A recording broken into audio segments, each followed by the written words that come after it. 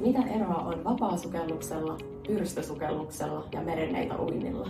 Vapaasukellus on sukeltamista ilman hengityslaitteita.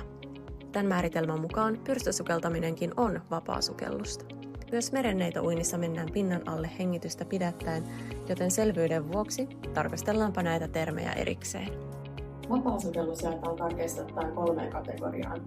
Meillä on pituussukellus, syvyyssukellus ja hengityksen pidättäminen paikoillaan. Vapaasukelluksessa järjestetään virallisia kilpailuja säännöllisesti, mutta moni harrastaa lajia ihan omaksi ilokseen.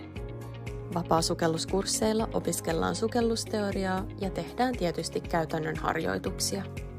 Kurssin läpäiseminen johtaa vapaasukellusluokituksen saamiseen. Merenneitäuinti on hauska ja tajanomainen tapa nauttia vedestä. Se sopii kaiken ikäisille ja siinä uidaan ja tehdään temppuja merenneidon pyrstössä ja monoräpylässä. Merenneitäuintia on voinut Suomessa harrastaa jo vuosikaudet, mutta lajilla ei siitä huolimatta ole virallista urheilulajin asemaa eikä standardoitua ohjaajakoulutusta. Moni uimakoulu kuitenkin tarjoaa pyrstössä uimista osana muuta toimintaansa.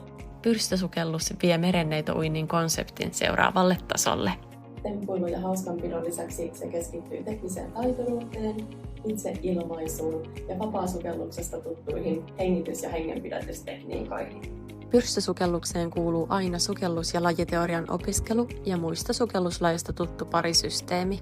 Se tekee harrastamisesta turvallista ja mahdollistaa syvemmän yhteyden vedenalaiseen maailmaan. Pyrstösukellus on virallinen sukelluslaji, johon on saatavilla koulutusta usealta kansainväliseltä koulutusorganisaatiolta. Pyrstösukelluskurssin läpäiseminen johtaa virallisen pyrstösukellusluokituksen saamiseen. Sukellusluokitus on merkki siitä, että olet saanut riittävät tiedot ja taidot harrastaa sukellusta omatoimisesti ja turvallisesti kurssia vastaavissa olosuhteissa toisen koulutetun sukeltajan kanssa.